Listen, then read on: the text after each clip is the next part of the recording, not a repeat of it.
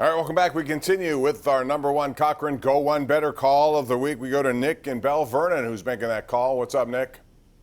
Hey, Bob, thank you for taking my call. I just want to mention that early in the game, Bob Airey complimented Jari on his puck handling skills, and I said, I love Bob, but that's ridiculous. His puck handling is inconsistent. He often confuses his defenseman as to what he's doing with it. And aside from the soft goals that he gave up in Game 1, this guy lost 2 games for us. And good isn't good enough in the playoffs. You've got to be great, and that's not it for him. No, exactly right. His puck, when you see this with this mistake, Chris, you're not going to believe it. So it was as easy as it comes. That's wonderful.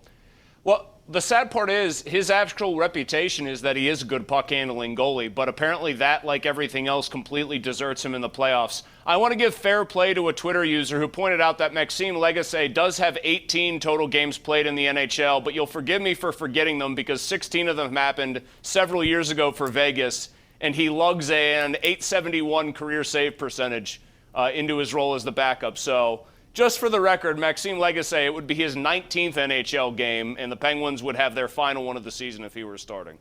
Yeah, but the problem is right now, if you're Mike Sullivan, you got to stick to Jari, I guess. But, he's got to do better than that. That team. What more can your team do? That team only allowed 28 shots. If you look at 3 goals, that's an 89 percentage. It can't be that. Those 3 shots were not worthy of all going in. They simply were not.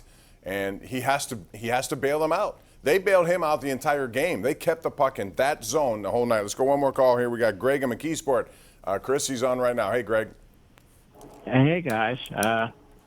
This might sound a little silly, but might be some bad karma involved here because if you check the history of the Penguins and Islanders in the playoffs over the years, 5 out of 6 they've lost, right? Penguins number.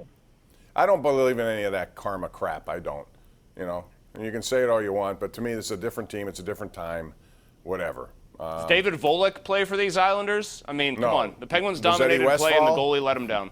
Exactly. It's as simple as that. The goalie let him down. And if you're Mike Sullivan, your challenge is to try to motivate your guys when they played perfectly and still lost. Yeah, and someone to criticize, he coached that team that they were good from start to finish. I don't know what more you're supposed to do as a coach. We're out of time, Chris. Thanks very much.